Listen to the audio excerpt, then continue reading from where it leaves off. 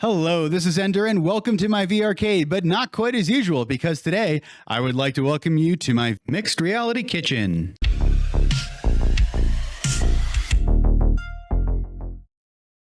Perhaps for those of you who have discussed the topic with me, you may know that I was rather skeptical about having to pay for the mixed reality features of the Quest 3. So since I'm going to be paying for it anyways, I might as well try out some mixed reality activities like cooking, because how great would it be to not have to worry about your salmonella covered hands touching a cookbook, when instead you could float the recipe menu right in front of you, as well as play some of your favorite music and songs or even videos. And again, being able to manipulate all of those browser windows with your fingers being tracked by the headset might be really advantageous when cooking a recipe. Unlike with the Quest Pro, which removed its depth sensor, the Quest 3 does have one, and hopefully I won't lose any fingers today because I will accurately be able to judge the distance between my knife blade and the food I'm attempting to cut and not my fingers. Also, apologies in advance for the rather spotty visual quality and me redubbing this. There's a lot of challenges and complications with streaming to your PC to record. I streamed this to my PC using the screen copy feature on SideQuest, and I didn't set all the parameters quite right.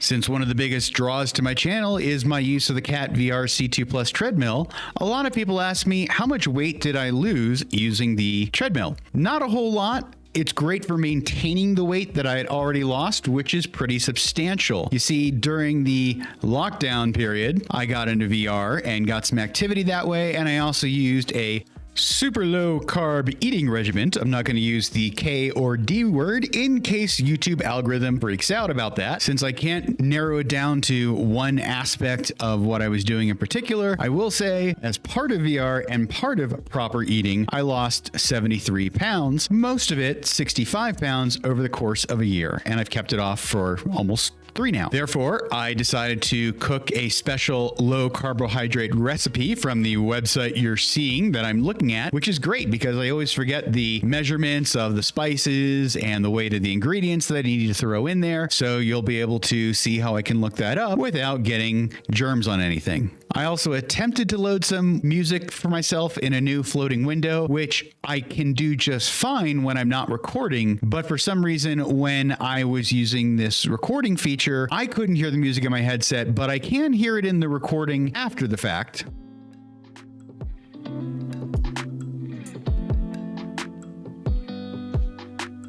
Time for the big moment of truth, cutting up the chicken with my chef knife and hopefully not my fingers.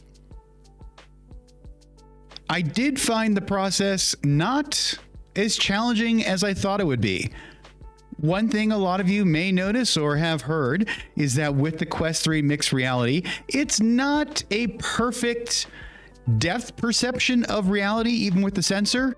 There's kind of a waviness, particularly at the edges of your vision. And apologies for the way things look again. You can notice here the heavily canted or tilted look of the displays, which you wouldn't notice when you're wearing the headset and looking out 2 eyes in stereoscopic vision.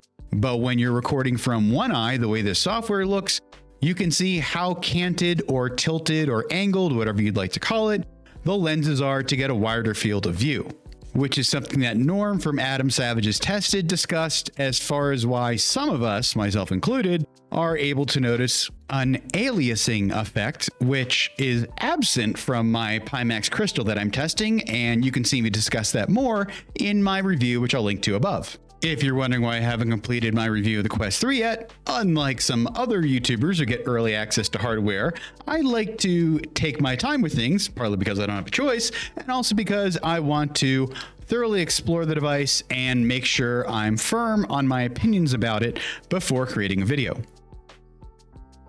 So keep an eye out for that relatively soon. Of course, one wants to ensure not to contaminate their food, so after finishing the chicken successfully, I went ahead and went over to clean off my cutting board.